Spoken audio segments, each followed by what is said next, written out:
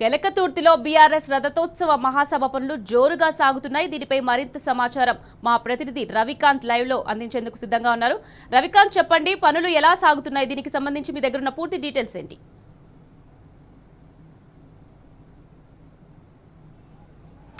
ఇక బీఆర్ఎస్ రజతోత్సవ మహాసభ కోసం 24 ఏళ్ళ పూర్తి చేసుకొని 25వ ఏళ్లలోకి అడుగు పెడుతున్న సందర్భంలో బీఆర్ఎస్ రజతోత్సవం సందర్భంగా ఎల్కతుర్తి దగ్గర పెద్ద సభ నిర్వహించనున్నారు. ఈ సభకు సంబంధించినటువంటి ఏర్పాట్లన్నీ కూడా తుది దశకు చేరుకున్న సందర్భంగా కనిపిస్తూ ఉంది.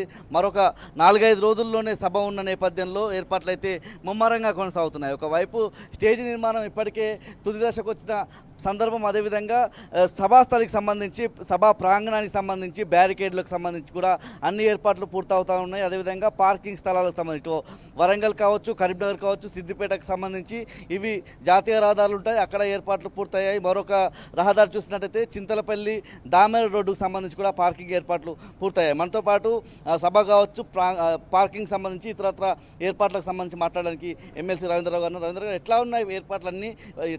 ఎంత జోష్ నింపుతా ఉన్నారు జనాల్లో ఎట్లాంటి జోష్ కనిపిస్తూ ఉంది? ఎట్లా తరలి రావడం ఉన్నారు? అందుకోసం ఎట్లాంటి ఏర్పాట్లు చేస్తున్నారు? ఈ నెల 27వ తారీఖు నాడు భారత రాష్ట్ర సమితి రజతోత్సవ వేళ అందరి దృష్టి కూడా ఈ ఎలకతుర్తి, చింతలపల్లి గ్రామాల మధ్య జరుగుతున్న బహిరంగ సభ ఏర్పాట్లపైన, ఈ సభకి రావాల్సిన మార్గాలపైన, వచ్చే వాహనాలపైన అందరి దృష్టి ఉంది. అన్ని నియోజకవర్గాల్లో, అన్ని మండలాల, గ్రామాల్లో చూస్తే ఈ మారు తప్పనిసరిగా ఈ సభకి హాజరు కావాలని,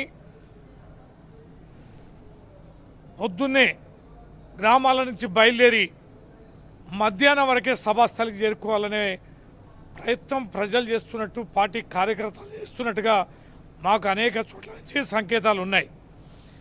ఇక్కడికి సంబంధించి ఏర్పాట్లలో ఎక్కడ కూడా ఏ రకమైన చిన్న ఇబ్బంది లేకుండా అన్ని జాగ్రత్తలు గౌరవ కేసీఆర్ గారి సూచన మేరకి నిరంతరం వారి పర్యవేక్షణలో ప్రతి అంశాన్ని కూడా ఎక్కడ కూడా లోపం లేకుండా జాగ్రత్తలు తీసుకొని ఏర్పాటు చేస్తున్నాం. పార్కింగ్ విషయాల్లో ముఖ్యంగా వందలాది ఎకరాలు, 1500 ఎకరాలు ఈ సభాస్థలికి మేము అంతా కూడా చదును చేస్తున్నాం. ఇప్పటికీ దాదాపు 90% పూర్తయింది. 150 ఎకరాల్లో సభాస్థలి ఉంటే మిగతా 1250 ఎకరాలు, దాదాపుగా 1350 ఎకరాల్లో పార్కింగ్ స్థలాలు, అటు వరంగల్ రూట్లో వచ్చే వాళ్ళకి కానీ, కరీంనగర్ రూట్లో నుంచి వచ్చేవారికి కానీ, హుస్నాబాద్ రూట్లో వచ్చేవారు కానీ, ఇటు దేవునూరు నుంచి, ఇటు నుంచి ఏదైతే జనగాం స్టేషన్ గన్పూర్ నుంచి వచ్చే రహదారులు కాడ అన్ని రహదారులకు సంబంధించిన పార్కింగ్ స్థలాన్ని కూడా మేము చదును చేసి, ర్యాంపులు చేసి, అప్రోచ్ రోడ్లు వేయడం జరిగింది. ముందు రోజే మేము లైటింగ్ కూడా ఏర్పాటు చేయడం జరుగుతుంది. అన్ని పార్కింగ్ స్థలాల్లో కూడా మజ్జిగ, మంచినీళ్ళ ప్యాకెట్లు కూడా ఏర్పాటు చేస్తున్నాం. ఇక్కడ మా దగ్గర ఉన్న ప్రధానమైన సవాల్ వచ్చే వాహనాలు సకాలంలో పార్కింగ్ స్థలాలకు పంపాలనేది, ఎక్కడ కూడా ట్రాఫిక్ జామ్ కాకూడదనేది.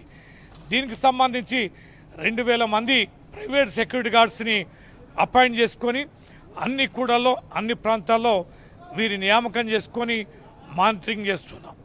ఈ సందర్భంగా ప్రజలకి, అన్ని నియోజకవర్గాల నుంచి వచ్చే పార్టీ కార్యకర్తలకి ప్రధానంగా మేము చేసే విజ్ఞప్తి కూడా కాస్త సకాలంలో చేరుకోవాలని, అందరూ ఒకే మారు కాకుండా ముందుగా, అంటే 2 గంటలు, 3 గంటలు, 4 గంటల లోపే సభాస్థలికి చేరుకుంటే ఈ అద్భుతమైన ఏర్పాట్లని బ్రహ్మాండంగా జరిగే రంగరంగ వైభవపేతంగా యావత్ దేశం మన వైపు చూస్తుంది.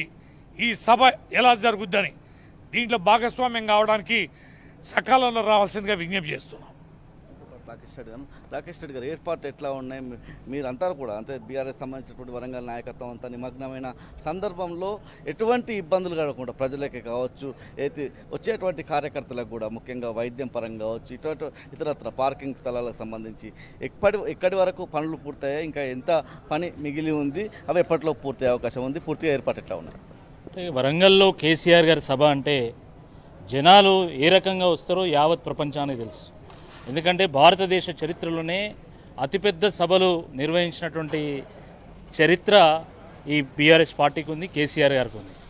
గతంలో ఇదే ఉద్యమగడ్డ, ఓరుగల్లులో ప్రకాష్ రెడ్డిపేటలో పెట్టినటువంటి 2 సభలు ఏ రకంగా చరిత్రకెక్కినాయో ఆ చరిత్రను తిరగరాసే విధంగా ఈరోజు వరంగల్లో ఎల్కతుర్తి క్రాస్ రోడ్స్లో ఈ సభ నిర్వహించబోతున్నాము. ఇది ఒక ప్రత్యేక పరిస్థితుల్లో ఈ సభ నిర్వహిస్తున్నాం.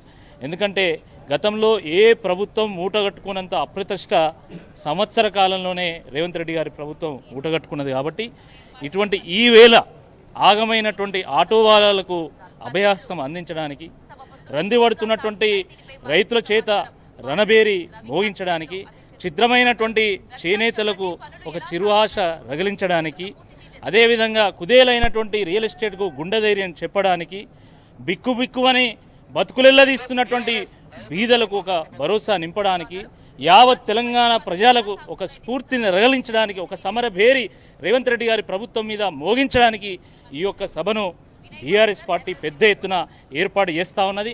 ఈరోజు చూసాం, వర్ధనపేట శాసనసభ్యులు ఈరోజు ఇక్కడికి వచ్చి ఈ సభ ఏర్పాట్లకుండా పోతూ రైతులను రెచ్చగొట్టేటువంటి ప్రయత్నం చేస్తూ ఉన్నారు. వాళ్లకు కేసీఆర్ గారి సభ అంటే కాంగ్రెస్ పార్టీ వాళ్లకు వెన్నులో వణుకు పుడుతూ ఉంది, చలి జ్వరం పుడుతూ ఉన్నది. ఎందుకంటే కేసీఆర్ గారి సభలు ప్రజలు ఏ రకంగా ఒక స్ఫూర్తిని రగిలిస్తాయో, ఏ రకమైనటువంటి ట్రెండ్ను తీసుకొస్తాయో యావత్ ప్రపంచానికి తెలుసు. కాబట్టి కాంగ్రెస్ పార్టీ నాయకుల్లో ఈరోజు అలజడి ఈ సభ సృష్టిస్తూ ఉంది. వాళ్ళు ఎన్ని కథలు పడ్డా, రేవంత్ రెడ్డి గారు వచ్చి ఎల్కతుర్తి చౌరస్తాలో అడ్డం పండుకున్నా, లేదా ఈ వర్ధనపేట శాసనసభ్యులు ఆయన నాగరాజు గారు వచ్చి ఇక్కడ దామర్ క్రాస్ రోడ్ అడ్డం పడుకున్నా కూడా ఈ సభ సక్సెస్ కావడాన్ని ఎవ్వరు కూడా ఆపలేరు అని చెప్పి ఈ సందర్భంగా గుర్తు చేస్తున్నాం. అసలు ఆయన వర్ధనపేట శాసనసభ్యులైతే హుస్నాబాద్కి వచ్చి ఆయన ఏం చేస్తున్నాడు ఎవరికి అర్థం కాదు. ఏదో అడ్డిమారి గుడిలో ఆయన గెలుస్తాడని కూడా ఎవడు అనుకోలేదు. ఆయన వర్ధనపేట గ్రామాలు తిరిగి అక్కడ రోడ్లు చక్కగా ఉన్నాయా లేవా, అక్కడ నీళ్ళు అందుతున్నాయా లేవా చూడక ఆయన హుస్నాబాద్కి వచ్చి ఏట్ల రాయి తీయలేనట, కూట్ల రాయి తీయలేనట, ఏట్ల రాయి తీసినట్టున్నది ఆయన కథ. కాబట్టి దీన్ని మానుకోవాలి కాంగ్రెస్ పార్టీ నాయకులు. సభ అన్ని రాజకీయ పార్టీలు సభలు నిర్వహిస్తాయి కాబట్టి ఆ స్వేచ్ఛ ఉంటుంది ప్రజాస్వామ్యంలో. ఆ ప్రజాస్వామ్యంలో ఆ స్వేచ్ఛను హరించేటువంటి అధికారం మీకు ఇయ్యలే. పరిపాలన చేయమని మీకు అధికారం ఇస్తే ఏదో మా మీద కక్ష తీర్చుకునేటువంటి ఒక ప్రయత్నం చేస్తున్నారు. ఇది సరికాదు అని చెప్పి ఈ సందర్భంగా మేము గుర్తు చేస్తున్నాం. ఈ సభకు కావాల్సినటువంటి అన్ని ఏర్పాట్లు ఇప్పటికే ముమ్మరంగా సాగుతున్నాయి. మరొక 2-3 రోజుల్లో ఈ సభ ఏర్పాట్లు కాస్త పూర్తయితే సభ సమయంలో సభా ప్రాంగణం వరకు వస్తామో రామో. ఎందుకంటే ఇంత పెద్ద సభ జరుగుతున్నది, లక్షలాది మంది వస్తారు. కాబట్టి ఇప్పుడే ఒకసారి సభ ప్రాంగణం చూసి రావాలని చెప్పి ఈ చుట్టుపక్కల గ్రామస్తులందరూ కూడా, హుస్నాబాద్ సంబంధించినటువంటి గ్రామస్తులందరూ కూడా ఇప్పటికే ఇక్కడికి వచ్చి చూసిపోతూ ఉన్నారు. తప్పకుండా మాకైతే సంపూర్ణమైనటువంటి ఒక విశ్వాసం ఉంది. ఇది ఒక సమ్మక్క సారలక్క జాతరలాగా, ఒక దసరా పండుగలాగా కనువిందు చేయనున్నది. యావత్ ప్రపంచానికి ఒక స్ఫూర్తిని రగిలించే విధంగా ఈ సభ జరగబోతున్నది. కాబట్టి మేము అందరూ కూడా పిలుపునిస్తున్నాం, యావత్ ప్రజానీకాన్ని పిలుపునిస్తున్నాం. ఆ రోజు ఒక పండుగ అంటే తెలంగాణ ప్రజలు నిర్వహించుకున్నటువంటి ఒక పండుగలా ఇది జరుగుతున్నది. కాబట్టి అత్యవసరమైతే తప్ప మీరు ఆ రోజు రోడ్ల మీదకి రాకండి. దయచేసి కరీంనగర్ నుంచి హన్మకొండ పోయే వాళ్ళు హుజురాబాద్, కమలాపూర్, పరకాల నుండి వెళ్ళండి. హన్మకొండ నుంచి కరీంనగర్ వెళ్ళే వాళ్ళు పరకాల, కమలాపూర్, హుజురాబాద్ నుంచి వెళ్ళాల్సిందే ఈ సందర్భంగా మేము విజ్ఞప్తి చేస్తాం. మొత్తంగా చూస్తే పూర్తిగా దేశం అయితే స్ఫూర్తి పొందే విధంగా ఈ సభ ఉండబోతుందని చెప్పి ఇక్కడ ఉన్నటువంటి నాయకులు చెప్తా ఉన్నారు. ఎవరెన్ని అడ్డంకులు సృష్టించాలన్నా కూడా పెద్ద సక్సెస్ అయ్యేందుకు సభ సిద్ధమవుతా ఉంది. సభ కోసం పెద్ద సంఖ్యలో ప్రజలు సమాయత్తం అవుతా ఉన్నారని చెప్పి ఇక్కడ ఉన్నటువంటి నాయకులు చెప్తా ఉన్నారు. స్టూడియో.